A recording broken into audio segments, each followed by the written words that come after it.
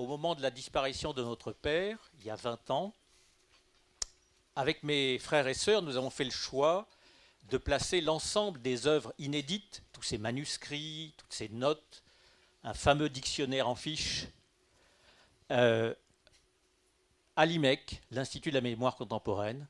Et pendant les premières années, juste après cet archivage, nous nous sommes échinés à trouver des contacts à droite, à gauche, en France, à l'étranger, même à Rome, en vain, parce qu'il fallait trouver des chercheurs, des chercheuses qui connaissent à la fois le grec, l'hébreu, la théologie, et puis qui s'intéressent à cette matière. Nous n'avons pas trouvé.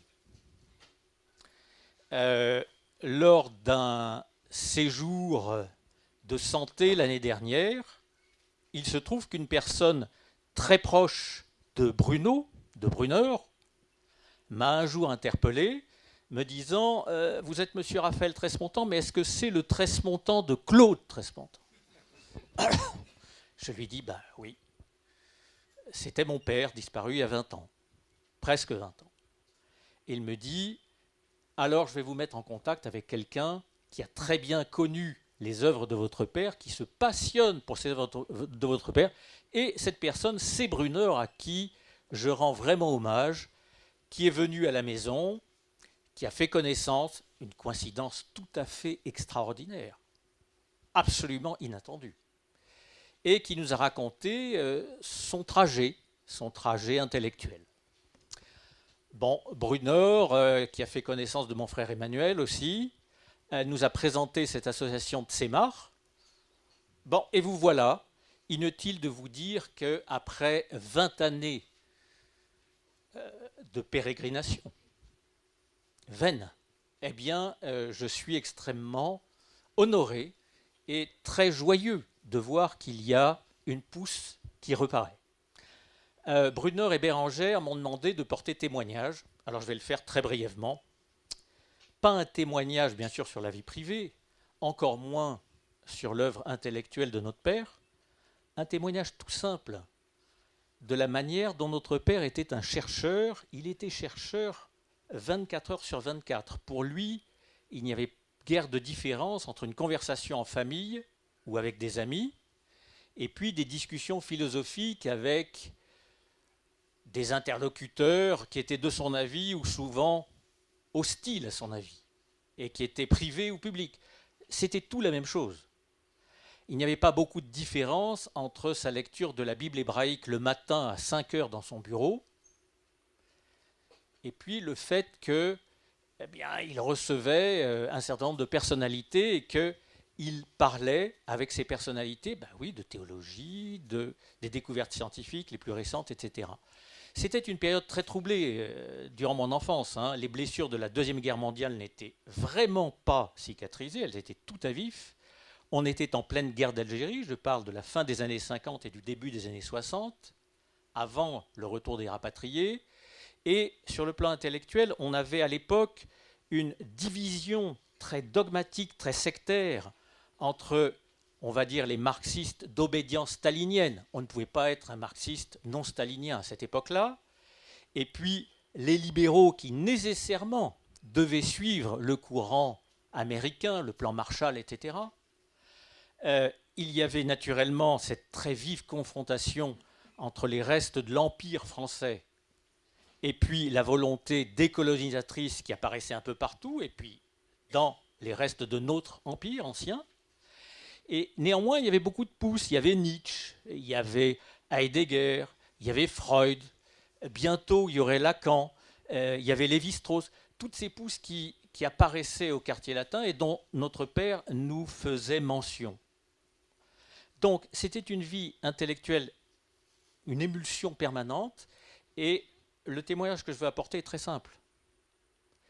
Tous les jours, nous, les enfants, ma maman, mon papa, nous vivions ça. Mes parents recevaient très fréquemment de nombreuses personnalités. Alors il y avait des jésuites, il y avait des dominicains, il y avait des pasteurs protestants, des rabbins israélites, il y avait des évêques, des cardinaux même, il y avait des prêtres ouvriers. Et puis il y avait des communistes. il y avait des gens de l'Union nationaliste. Ils venaient à la maison, ils mangeaient à la maison et il y avait des débats. Plusieurs fois, mon père a préparé des débats publics avec des gens très connus. Par exemple, après avoir publié son livre sur comment se pose le problème de l'existence de Dieu, il a été invité par le Parti communiste, par M. Roger Garaudy, qui était à l'époque membre du comité central, avant d'en être exclu puis de très mal viré. Il a été invité à la Mutualité. Et donc, je me souviens, il y avait un parterre de militants communistes, moi j'étais très jeune, qui n'avaient jamais entendu un dialogue de cette sorte. C'était tout à fait extraordinaire. Alors on parlait de Dieu, on parlait de métaphysique, à nous, les militants staliniens, c'était incroyable. Et ce débat avait lieu et c'était normal.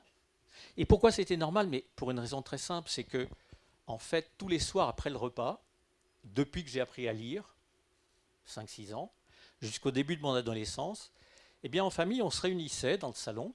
Donc nous, les frères, on s'asseyait par terre, et puis on lisait la Bible. Alors je lisais la Bible, mes frères, au fur et à mesure qu'ils ont appris à lire, prenaient le relais, et puis bien souvent ma mère apportait sa contribution. Et lorsque on avait terminé un épisode, quelle était la compréhension qu'on en avait? Et puis c'était le moment du débat, le moment le plus intéressant, parce que c'est là que mon père disait « Oui, mais cette traduction-là, qu'est-ce que ça veut dire ?» Vous voyez bien qu'on ne comprend pas ce que ça veut dire. En hébreu, c'est ça. En grec, c'est ça. Et il repartait le plus souvent de l'hébreu. J'ai omis de dire que dès l'âge de 6 ans, nous avons appris l'hébreu nous-mêmes, les enfants, sur la Bible hébraïque, sans dictionnaire. Enfin, c'était lui notre dictionnaire. Voilà. Et donc, pour nous, ce va-et-vient sur les textes, avec le travail sur les mots, était quelque chose de parfaitement justifié, normal, en réalité habituel. Alors, bien entendu, à 6 ans, 7 ans, on a parcouru la Bible avec des épisodes simples, hein. Jonas, Noé, la traversée de l'Égypte, le roi David, bon, des choses d'enfants. Et puis petit à petit, on est allé plus loin. On a lu à peu près tout l'Ancien Testament, sauf un certain nombre de textes des prophètes hébreux qui étaient trop compliqués. On a lu évidemment les évangiles. Et puis, on est allé jusqu'à l'Apocalypse. Oui, nous avons lu et commenté en famille l'Apocalypse, qui est un texte extrêmement difficile. Alors on tombait sur des passages, des problèmes qui étaient compliqués. J'en cite simplement un, François Xavier l'a cité tout à l'heure, c'est la question du mal, du péché originel. Oui, en effet, ce n'est pas cette grotesque histoire de serpent et de pomme. C'est bien plus important que ça. Oui, en effet, quand on aborde la question du mal, c'est compliqué, et mon père nous répondait, oui, ça c'est un problème. Et alors, nous avons parlé de l'antisémitisme, nous avons parlé de l'Inquisition, nous avons parlé d'Hitler, nous avons parlé de la torture. Donc, toutes ces choses que nous connaissions simplement par nos propres lectures, par les conversations, par les informations à la radio. Et il nous disait, ben oui, c'est un problème parce que le message de Dieu, c'est que chaque personne humaine, quelle qu'elle soit, a sa liberté et donc a sa responsabilité de dire oui et de faire un choix, ou de dire non au projet de création divin. C'est une possibilité pour chacun d'entre nous de dire non. Oui, probablement, Hitler a dit non. Je me dépêche, Bérangère. Elle est d'une discrétion, mais nette.